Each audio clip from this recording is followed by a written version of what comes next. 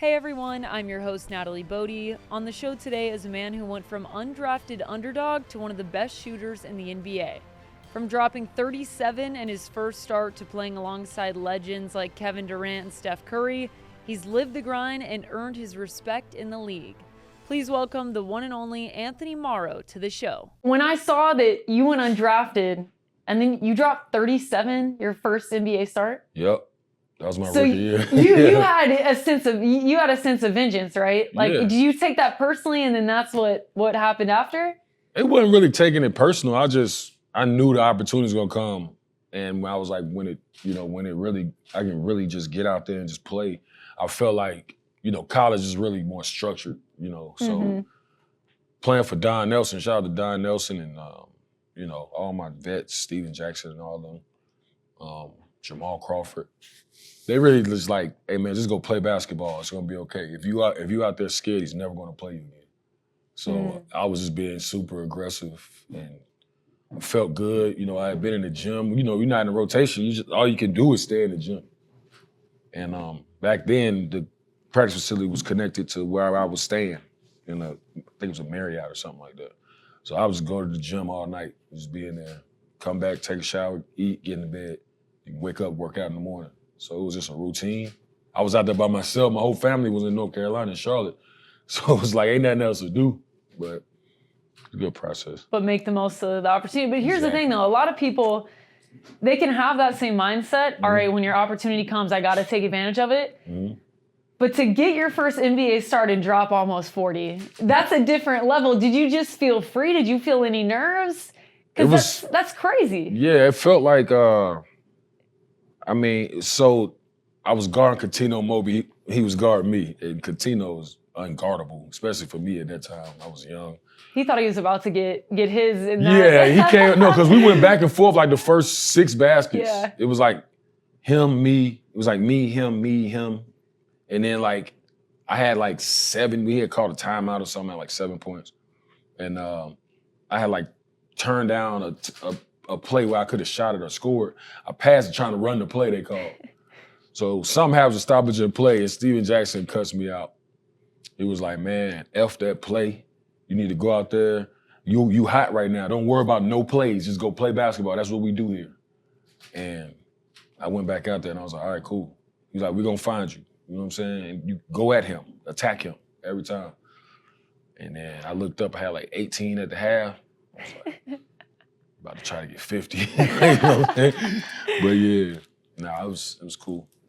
That's unbelievable. I'm sure after that, you're probably still trying to take it in. This really happened. The family at home, you're like, I hope everybody tuned in. I mean, I'm sure they were, because what was your first start, actually? Was anybody there in person? For my family? Yeah, did they travel for that? Did you really know? Did you have time? No, because they didn't know what I was gonna really play. Yeah. And then we were in California. We played the Clippers. Right.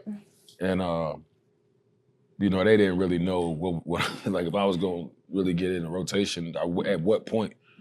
So I didn't realize, after the game, I didn't even realize that I had scored 37. I didn't know how much I had. I didn't look at no score sheet or nothing. I just went in there, I took a shower, came back out, put my clothes on, and I turned around and it was 15 cameras in front of me. And I was about to walk. I'm thinking they going to the vets. Right. And I'm walking around, the PR guy, hey, wait, Raymond, look, my man Raymond. He was like, wait, you gotta talk to these people. It's like, all right. But that was my kind of welcome to the NBA moment. It's a pretty good one. I feel like most people have a bad story when they have their welcome to the league moment. Well, I had some bad ones too, having to guard Carmelo Anthony and Kobe and all those guys. But that's part of the game. You get that rookie treatment after a while. Who was the toughest person to guard during your time in the league? Dwayne Wade was tough when he was in his prime. Oh, yeah. Yeah, because you never knew what he was going to do. Kobe was tough, but you kind of knew what Kobe was going to do. You can't do nothing about it. He can shoot every time, so I just always looked at make Kobe shoot jump shots. And then you look up and he got 35. You know what I'm saying? He was just great. He was unbelievable. Was there, on the flip side of that, who was the toughest person for you to try to score on? Tony Allen. Really? Yeah. I wouldn't have expected you to say that, actually. Yeah. That's not a name You came up with that quick. You got some memories it's unbelievable. Because I had to change my whole shot with him guard me. Now I ain't changed my form. I just had to shoot quicker. What did he do that made it so hard for you? Because like laterally, like he could be in the help, like all the way in the paint. And I'm like, I'm open right now. Most people can't get it out because I had a quick release. So I'm like, there's no way he can get here. And he used to always, at least twice a game, he used to always, on the flight of the ball, like I would think I'm open and he would always tip the bottom of the ball and I airball or something. And I'm like, damn, how did he do that? And I had to tell him like, bro, what do you do? Like, how are you doing that? Like, you just got to anticipate. But his instincts defensively was like second to none in my time playing. He was tough.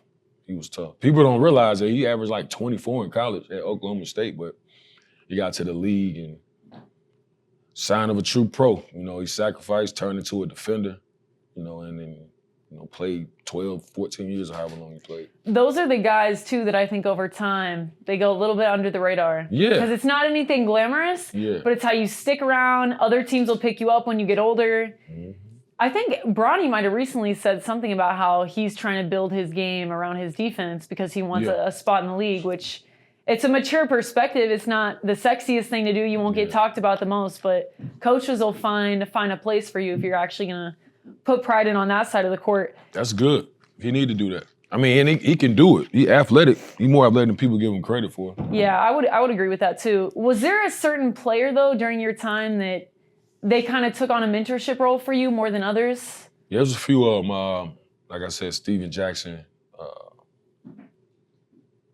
Corey Maggette, yeah. Jamal Crawford, Nazi Muhammad. I don't want to leave nobody out, man. It's a few more of them though. But yeah, those guys have really, you know, helped me, you know, with the whole navigating. As a rookie, you know, navigating through that whole rookie season and, you know, the lifestyle and all that, you know, and not let me, I couldn't afford to get caught up in all that. I didn't get drafted. So I was like, yo, and that shout out to Corey because I'll never forget this. He let me drive his Mercedes like the whole summer I was in Oakland because he was traveling with his family. And I was like, I don't think I want to do this, man. He was like, nah, after you work out, we worked out. So after we work out, I'm gonna take you to the house. I was like, all right, and he just threw me the keys. I was like, what's this for? You know what I mean? He was like, nah, go outside, drive that for the whole summer. And it was S550, and I was like, I would have been scared. I was he was like, man, just take it. Just be careful. Don't be hanging out late. Don't be nowhere you're not supposed to be. And then I was driving. After about a week, I was like, I'm getting one of these one day. For real. That's awesome. I really didn't. One thing about the lifestyle, I have friends that are reporters in NFL, NBA, et cetera.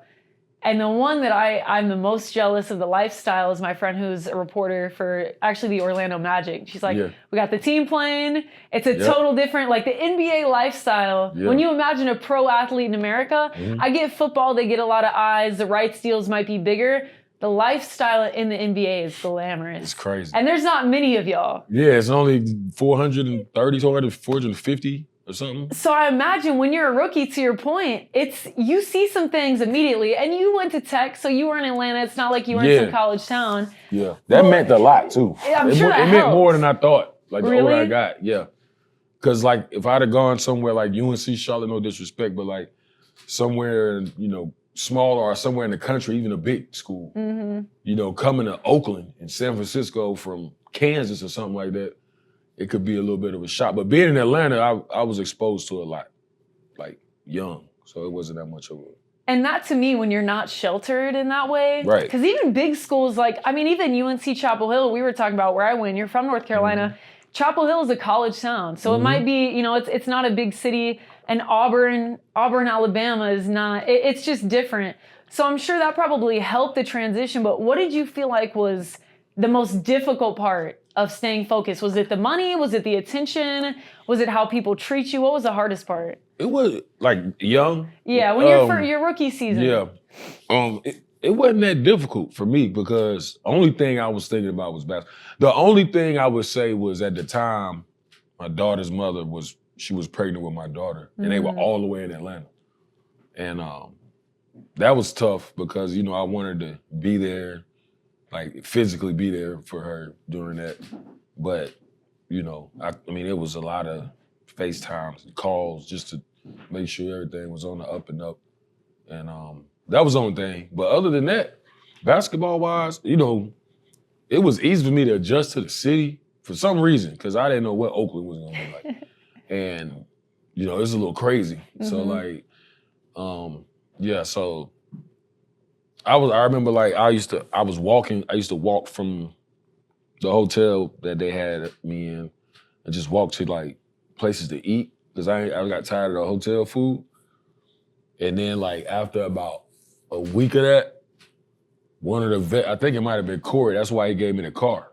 He was like, you need to stop walking around like that. You know, you got this warrior stuff on, you know. And I was like, all right. But it was cool. I love San Francisco. I love Oakland. I still love the Bay Area. So. What do you think is special about that area and the fan base there? It's grown now. Yeah, it's not like it was when I was out there. You could tell it was growing in that direction. Silicon Valley, you know, AI tech and everything. It wasn't as much of that when I was playing there. But I just think it's such a melting pot of different cultures and people. Like, and now you insert the business into that with everything. With Silicon Valley, it's just more people. It's growing, you know, and it's going to continue to grow. Right. And yeah, I haven't been out there in a while. I got to make a visit out there. Your game and being one of the known three-point shooters and then the game now has changed to where the three-point shot is such a big deal. You ever get a little salty because you're like, if I was in the game today? Yo, I get that question. I told my mom, I said, you had me too early. You could have waited so like 6 more years. Yeah. But I don't get salty about it. I just, you know, if I shot 5 threes a game, that was kind of considered a lot of threes for me coming off the bench. I think the most, I don't even know the most threes I shot in the game. Maybe 12, 13. But 12, 13 is normal. Oh, yeah. Like, you got big men shooting 12, 13 threes, and you know, Brooke Lopez, you know? So, like, shout out to Brooke, my former teammate. But, yeah, you know, it's just, you can't help where you're born. You know what I'm saying? Everything happens for a reason, right? But I'm sure, like, the contracts might have been a little bigger. You might have. But it works out how it works out. Yeah, I would have. Everybody tells me that. I had that conversation at least once a week with somebody. Like, man, if you was in the league now, you'd be shooting 16 threes a game. Nobody would say anything to you. The way they play is different now. It's more European style, as it should be. It's cool, but it's cool. You think that's all Steph? Like, his impact really, like, what percentage do you think his game kind of changed that mentality or helped speed it up? I think he took it to a completely different level, but it was teams that played like them. It was just like the Suns, the Steve Nash Suns, that could never get past Kobe and the Lakers in the playoffs. And the Spurs, they played that kind of basketball. They just wasn't, they didn't have Clay and stuff. Yeah. So once they realized, and then analytics came more into the game when Steph was, you know, that really turned them up. And I think he took it to a monumental level, but it was teams playing that style. It just wasn't, nobody looked at that style of play like it was going to get them past the Lakers or the Spurs or, you know, those teams that played the traditional way. When I was a kid, I grew up in Texas before I went to UNC, and I was a huge Spurs fan. My mom, everybody lived in San Antonio. And you're right, because I remember like Danny Green one year during the playoffs, he broke a three-point record. He was big. Ray Allen, when we would always meet with Miami. Yeah. That style, it was kind of coming to be. But I do, obviously you would know. I mean, Steph kind of sped everything up, and then the efficiency standpoint kind of came into play too. What was it about Steph, though, in terms of his game or his preparation that you feel like people don't really recognize as much? I think people know, like, I don't think people understand, because I grew up with him. Right. Yeah, you know, he's from Charlotte as well. Our high schools was rivals. Then we actually played together. We used to work out there all summer. So you probably met him when you were a teenager then. Yeah, me and Steph, since I might have been like 12 or 13. So he had to be like 10 or 11. He played for the evolution. You saw he played for the Charlotte Stars. I played for the Charlotte Nets. And yeah, but he used to always play up, you know. He always could shoot like that. But he just, I tell people this story, we had our Pro-Am, which is similar to like the Drew League in LA for us in Charlotte. And it was a big game. It might have been I forgot, Friday night, but it was packed in the gym. And the first half, guys, they try to beat up on him and pick him up full court and make him turn the ball over. And he kind of playing conservative. And I don't know what happened in the second half, but he had like 60 in the second half. And I remember Dale was there. He was like, we were all chopping it up, but he told him when Steph came over, he was like, you need to play like that no matter what. I don't care. If you turn it over, miss a shot, don't worry about that. Play like that every time. And they'll tell you that. Like, we were right there. And he never turned back. Like that next year in Davidson, went crazy. And then that next year, out of here. But so you saw the whole progression. So were you surprised at any point that Steph became? Nah, I told him to draft him when it's crazy. I mean, because I saw that what he was doing, it was different than what any other guard was doing. They were trying to say this ain't gonna work in the NBA. It's not gonna work. What was it specifically they were saying wasn't gonna work? Because first of all, it's size. But what you asked me earlier, like his work ethic, I don't think people understand. Yeah. His routine, his regimen, like how he approached the game is crazy. But they were saying his size, shooting all those threes is not going to be efficient. He's not going to be able to guard. He's not going to be able to play like that. How is he going to deal with? It was just a lot of like stuff like that. Typical. Wasn't what they were used to, so people were hesitant. Yeah, people were kind of, if you hindsight, like he didn't even, I'm not even going to say that. But speak your mind. No, yeah. So he got drafted. And I remember the morning of draft day, I had finished working out. And I went into like the media room to get something to eat. They preparing and all this stuff. And I was like, we need to draft Steph. And I ain't gonna say no names, but they know who they are. It was like a lot of people like Steph Curry and up overseas. I was like, nah, you need to draft him. He didn't even want to go there. He wanted to go to the Knicks. They said overseas? Promise, yeah. Yeah, they know who they are. And I said, nah, he gonna be good. I'm telling you, I need to get him because he want to go to New York anyway. I knew he wanted to go to New York. Right. And I mean, it's public knowledge now, but yeah.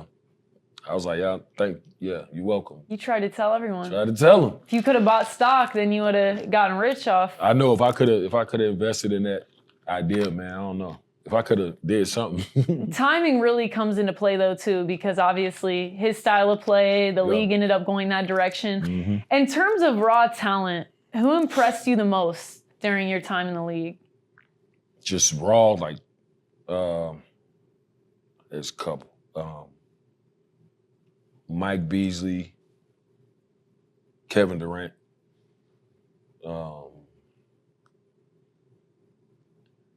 It's a few guys, man. KD, it seems like he lives and breathes it though. Like he's always going to be training. Yeah. People get his Twitter personality kind of overshadows, I think, some stuff, but he's a definition to me on the outside looking in of somebody who loves the game and every single day is at it. Would you say that's accurate? Absolutely. We played 2.5 years in Golden State. And you talking about gym rat? Like, working out with him, like him and Steph are my two favorite people to work out with. Like, were my two favorite people to work out with. Because with KD, everything is so skilled and precise. We used to have drills where like, all right, I'll do a move, make the shot, you gotta do the same move. And he's so creative, you know what I'm saying? And I'm like, that helps you though. It helps your game with everything. But ain't nobody missing no shots, so it's 45 minutes, we out. You know what I mean? So, and Steph too is like that. It's different because Steph's workouts are really unconventional. Like, but he does it in the game. Mm-hmm. But Kev is like, people don't realize, like, in person to guard him in practice, I used to have to just make him mad. So I just foul him. You know what I'm saying? Because you can't guard that. Nah, man, he's 6'11" with everything. But it was great. Yeah, him, Mike Beasley, Monte Ellis, just strictly off talent, crazy. Lewis Williams, there's some more guys, man. KD, I feel, is a little misunderstood. Would you say that's accurate? Yeah. You got to know him, though. What's he like? Is he kind of a jokester? What's his personality He's funny like? as hell. Like, he funny, all that. You see his It's tweets really- and you laugh because you can like kind of see it in his tone. I can hear him saying it. I'm like, he really not serious. You know what I'm saying? Right. Like some stuff he is like, Yeah. which I don't care. Like I never ever brought up what he did with the Twitter or the burner. I don't care, bro. Like that's not any. I think it's so funny. It's funny but I think like we laugh at it, but we know him. But people that's like fans, they like, why is he doing it? Like up in a frenzy. I'm like, bro, y'all just gotta understand. It's like, a headline. It's a post. I tell people, I'm like, we play basketball like total a day is like maybe 5 hours out of the day. That's including workouts, practice, take care of your body, lifting weights, all that. It may be a total of 4 or 5 hours. The rest of the day, you just chilling.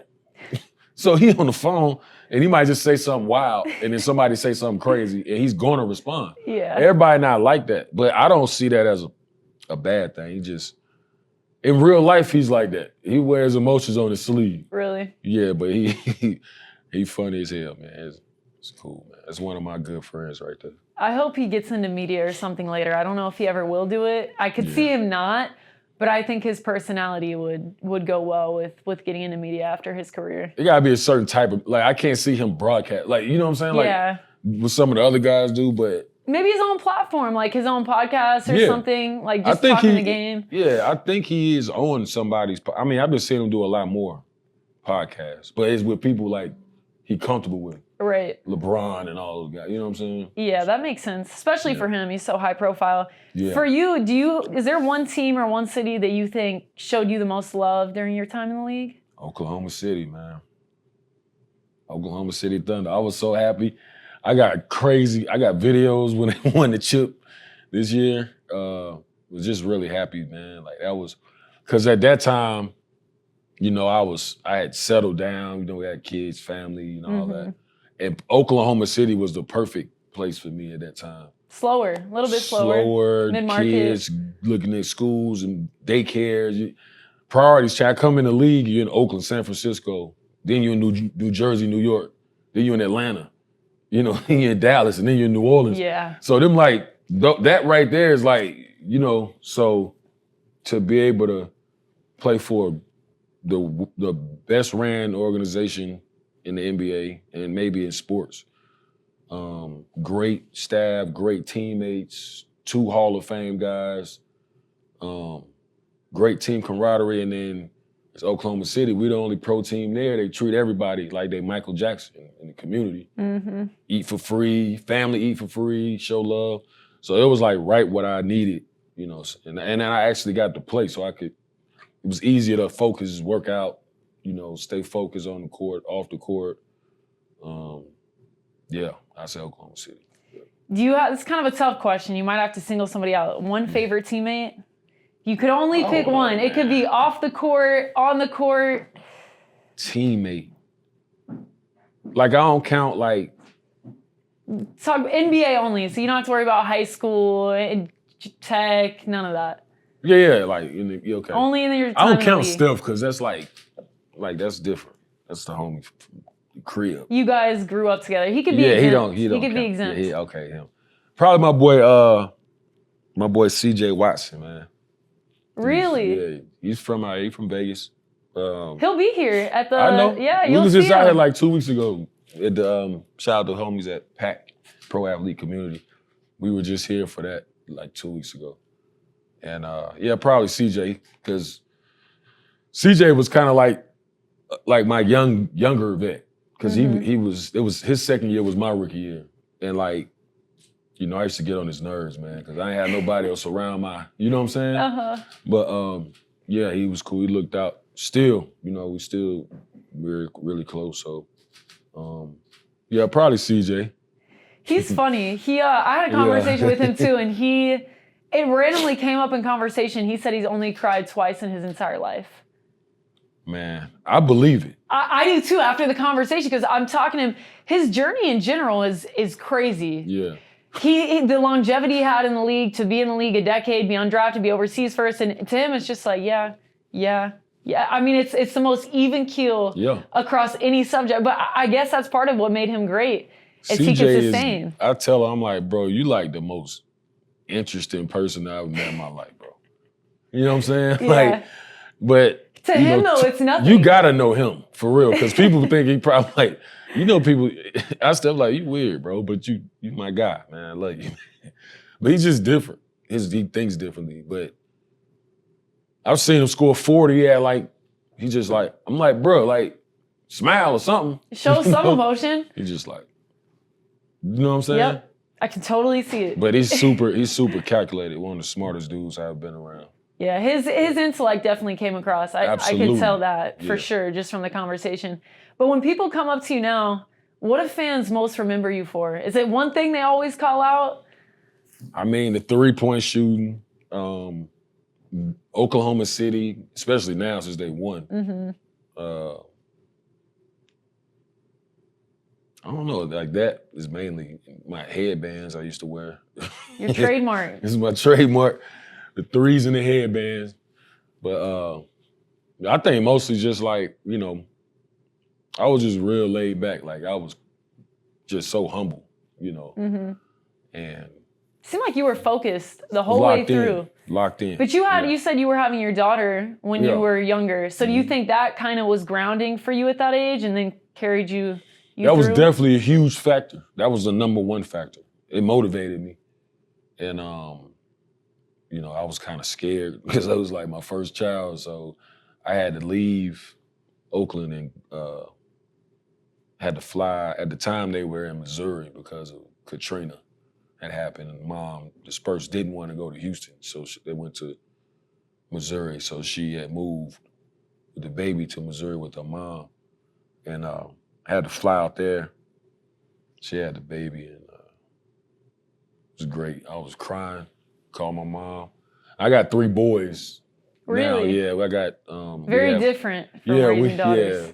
We have my oldest son is 12. I got twin boys, they're 8. So they with me, and that's just tear the house up. What's the biggest challenge of parenting a couple? Well, you have 2 that are 8 and then a soon-to-be teenager. Nah, she's 16.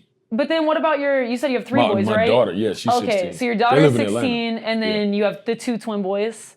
Yeah, my daughter's 16, my oldest son is 12. 12, and then the 2 8-year-olds. Yeah, 2 8-year-old twins, yeah. Interesting. Things have changed since you were a teenager. Oh, yeah. Technology. Yeah. TikTok. Are you on social media platforms? Yeah. So you understand everything, so you know what to guard them against. Yeah. What do you tell them? What's your best advice to your kids? I mean, they do a great job. I love my kids. My kids are like, all kids drive you crazy, but I don't really have to tell them much about social media. Like my daughter, we follow each other, and she only wants to post her being a pretty girl. She played volleyball, and hanging with her friends. So she doesn't test you. She doesn't test you. No, not on the gram. No. She don't play like that. Her mom really wouldn't let her play like that. But yeah, my boys like Caden, like my oldest son. He still kind of like is a kid with it. He's not looking at it for any other reason other than who's playing what video games. And Dad, can I buy the coins, whatever they buy on the game, and So I mean, and then the twins, they're not really on it. They just play with their little 3rd grade friends. Can you tell that, or I guess when could you tell that your kids kind of thought like, oh, Dad was in the league, like this is kind of cool? Or did they not care? Like Caden was young, like when he was like, I was playing for Atlanta, and then I went, he was around, he was like a toddler though. He didn't really remember. And then when I got towards the end, he was older, but I was like not playing as much, so I don't know, I think, and the twins wasn't around. So like they saw like highlights or something like that on TV, and they went, this is probably about 3 or 4 years ago. They went crazy. Like that's when I was like, damn, they really didn't know. So that's when it sunk in, they saw highlights and they're like, that's Dad. It was like NBA TV, like I don't know what, it was something about, it was like a special or something, like a throwback when I was playing for the Warriors, and they had something special, and that was like, I mean, they went crazy. Like, you'd have thought, I walked upstairs, I'm like, what's going on? They like, look, it's you. I'm like, I know. You know what I'm saying? We've been over this. Yeah, like, I thought y'all knew about this. Yeah, I told y'all. Yeah, they got to see it to believe it, though. They got to really see it, yeah. We'll get you out of here with this. Favorite moment, favorite game from your time in the league, maybe an off-the-court moment, just a favorite memory that you have.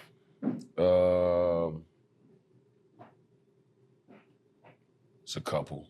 While I was playing, that 37 game, my rookie year. Unforgettable. Yeah.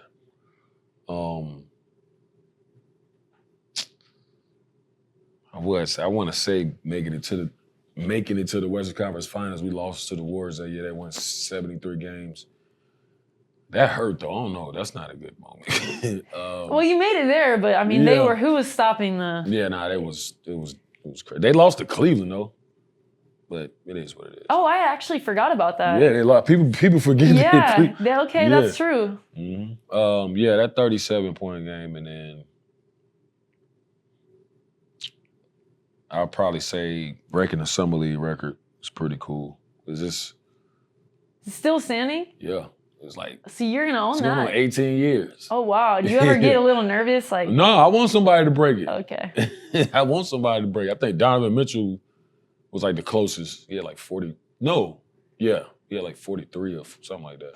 I thought he was gonna get it, but yeah, that's kind of cool because I didn't get to come out here for Summer League. I had to leave right before, and everybody calls me around that time because they still got the picture, the Summer League moment picture. So everybody walk past it. I'm getting like 14 pictures of that. And I'm just like, I know what time of year it is. Yeah, I know. Yeah. And then they always bring it up and then somebody records it and sends it to me. But I love Summer League. It's really grown over the years. So. Seems definitely more chill. Like I could see players having a good time with that. It's still competitive, but younger guys kind of get to shine. Yeah. They look good. That was a very competitive Summer League, Hornets won. It's good. Like guys really showcasing and doing their thing. Off the court is... Get to have fun, right? You're in Vegas. Yeah.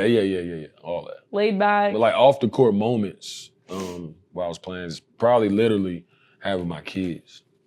Like having my kids while I'm playing, you know what I'm saying? And then being able to watch, like they can grow. You know what I mean? I can watch them with me. Mm-hmm. That was cool. That's awesome. Well, we appreciate you coming by. Thank you so much for taking the time. I appreciate that. Yeah.